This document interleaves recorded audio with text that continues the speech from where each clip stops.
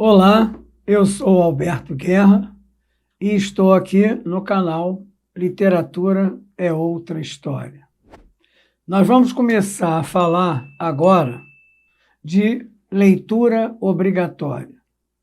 E vamos começar por Vidas Secas, do grande escritor Graciliano Ramos. O livro Vidas Secas é de 1938. E, em sua trajetória, se fez clássico. O que significa um livro clássico? Um livro que se torna um modelo de bem escrever, porque está necessariamente bem acima da média. Se nós tomarmos como ponto de partida o título Vidas Secas, vamos detectar que existe uma relação de compreensão da realidade a partir de um determinismo. Então, é fácil compreender que o uso da palavra secas como adjetivo tem em sua memória uma relação estreita com um problema climático do Nordeste brasileiro: o solo seco, o solo árido, o solo inóspito, não hospitaleiro. No entanto, estamos falando de Graciliano Ramos, não estamos falando de qualquer autor. Ele não é um qualquer. Então, no livro Vidas Secas, existe sim esse ponto de partida de uma visão determinista. O solo inóspito, árido, seco, torna seus personagens secos também, pouco sensíveis, pouco propensos a uma relação humana, mais propensos a uma vertente animal. No entanto, o livro não se esgota nesse aspecto. O livro é muito mais, muito amplo. O drama do Nordeste não se instala por causa de uma dificuldade climática. Tampouco se instala apenas por existir uma visão sociológica num choque entre o minifúndio e o latifúndio. É claro que, em se tratando de um romance da segunda fase do modernismo brasileiro, uma fase chamada ideológica, é óbvio que o romance traz suas relações de choque entre o capital e o trabalho, entre a propriedade e o empregado. Ele vai expor com dialética, numa visão marxista, os dramas também do Nordeste. Mas ele, como um livro extraordinário, um livro de um grande artista da palavra, não se esgota aí. Ele não é panfletário, ele não é a antiliteratura. Ele se faz literário porque ele trabalha o nível de inserção do drama humano na palavra, o que torna o Fabiano inviável como ser humano, ou quase inviável como ser humano, e aí a sua família, no bojo do seu destino trágico, é a ausência do discurso, é a ausência da palavra, é a ausência da linguagem verbal.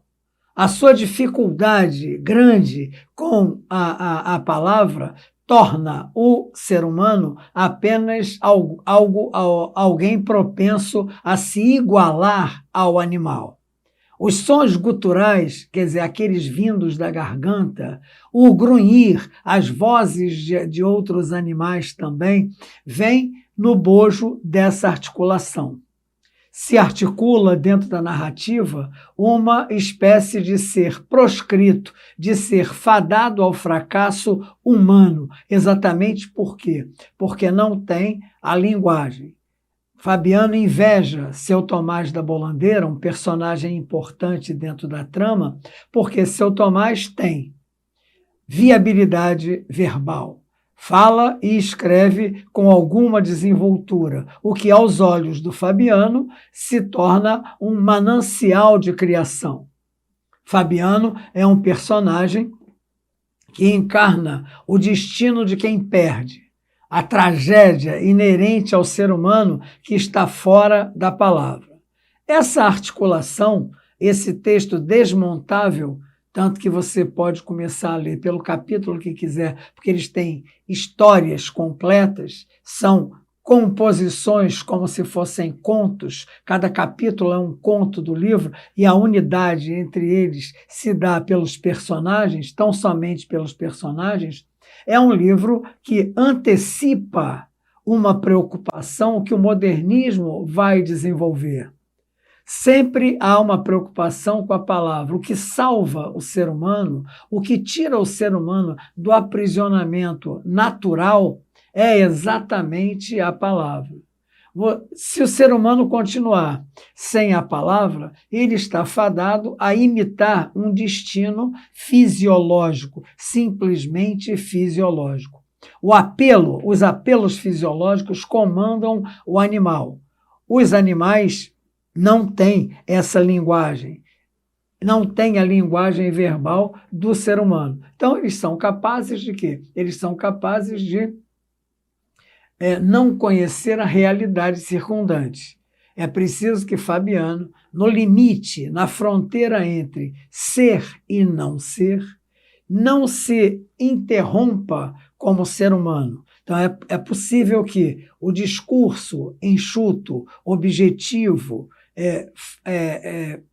prenhe de criatividade, de uma verbalização contundente, crie no Fabiano, na Sinhá Vitória, no menino mais novo, no menino mais velho, as alternativas humanas, os desejos do ser humano.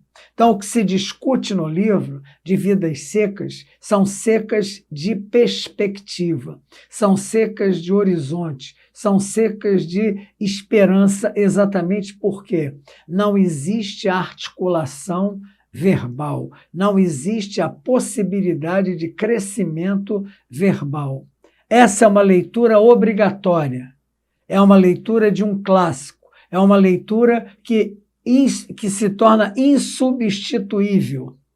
É uma leitura que ultrapassa as histórias simplesmente do Nordeste, as histórias de êxodo, as histórias de gente que foge da seca, de gente que é humilhada pelo capital, de gente que se subordina ao que não tem, a coisa que não tem que se subordinar. Esse livro é indispensável para que se possa ler o talento, a criatividade de um escritor que está além, muito além, e já prepara a chegada da terceira fase. Ele alimenta, de certa maneira, uma obra mais tarde de Guimarães Rosa, de Clarice Lispector, de João Cabral de Melo Neto, gente que vai fazer uma terceira fase em que a linguagem será a casa do ser, para usar uma linguagem que alguns nem gostavam, que é a linguagem do Heidegger, do filósofo Heidegger. Mas a linguagem é a casa do ser. Para que você seja, para que não faça uma interrogação dúbia, é preciso que você tenha acesso a essa linguagem verbal. Então é preciso guardar de Vidas Secas não só o amargo das existências, não só a necessidade de se conviver com a fome e de vencê-la, mas a necessidade de entrar com a palavra no circuito da cesta básica.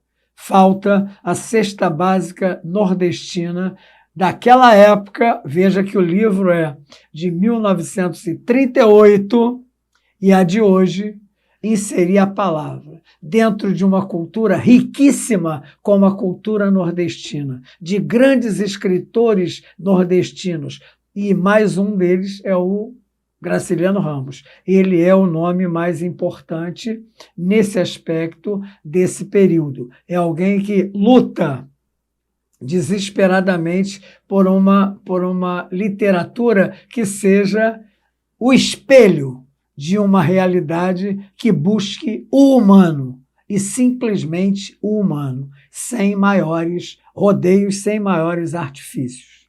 Se você gostou, curta, compartilhe, convide seu amigo para assistir, se insira no nosso projeto. O nosso projeto quer apenas isto, quer apenas que você seja um leitor mais crítico. Não abra mão da leitura do livro Vidas Secas. O que eu fiz aqui foi uma pálida introdução do que você pode encontrar. E se você for um leitor mais atento ainda, vai mergulhar mais profundamente e vai descobrir coisas que ficaram ainda obscurecidas. Muito obrigado pela sua atenção.